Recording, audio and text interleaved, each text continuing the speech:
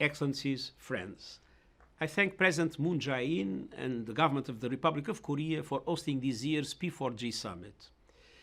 The title of this initiative expresses exactly what the world needs now: global partnership. Partnership to beat COVID-19 and build a better recovery. Partnership to achieve the Sustainable Development Goals.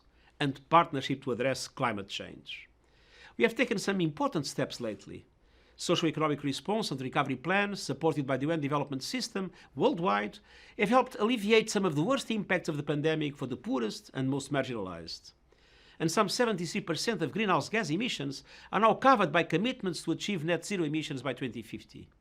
But there is still much to do to close the emissions gap so we can achieve the Sustainable Development Goals.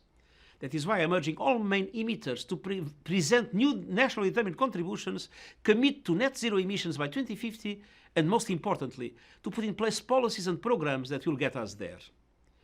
Tackling climate change head-on will help protect the most vulnerable people from the next crisis while sustaining a job-rich recovery from the pandemic. The first priority is no new coal plants and the phase-out of coal use by 2030 in OECD countries and 2040 in the rest of the world.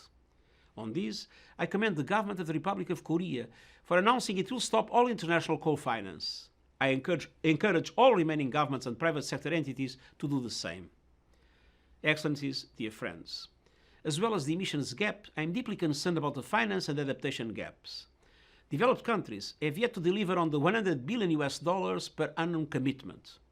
Public finance is not flowing where it's now most needed to support vulnerable communities that are already suffering the consequences of climate disruption. 1 person in 3 is still not adequately covered by early warning systems. And women and girls, who make up 80% of those displaced by the climate emergency, are all too often excluded from decision to address the climate crisis. We urgently need a breakthrough on adaptation and resilience. I'm asking all donor countries to significantly enhance their financial commitments. That includes allocating 50% of climate finance to adaptation and providing a higher level of grants. The G7 summit, where the Republic of Korea is invited, needs to deliver on all these objectives. It is not a global partnership if some are left struggling to survive. This is true for COVID and the distribution of vaccines, and it is true for the climate emergency.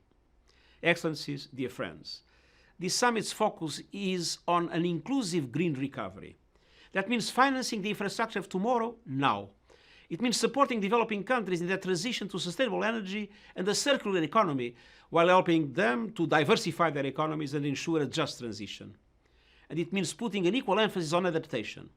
In short, we need a global partnership for green, inclusive, sustainable development. In this quest, the Republic of Korea is leading partner. I commend the government for its 2050 net zero pledge and the Korean Green New Deal. And I encourage it to follow through with a coal phase-out plan and enhanced NDCs in line with its long-term goal, and increase international support for adaptation, renewable energy, and SDG investments. If all governments embrace the same goals, we will have an opportunity for a real partnership that will equip us to rise to the biggest challenge of our lives. Let us work together for a sustainable and equitable future for all people on a healthy planet. Thank you.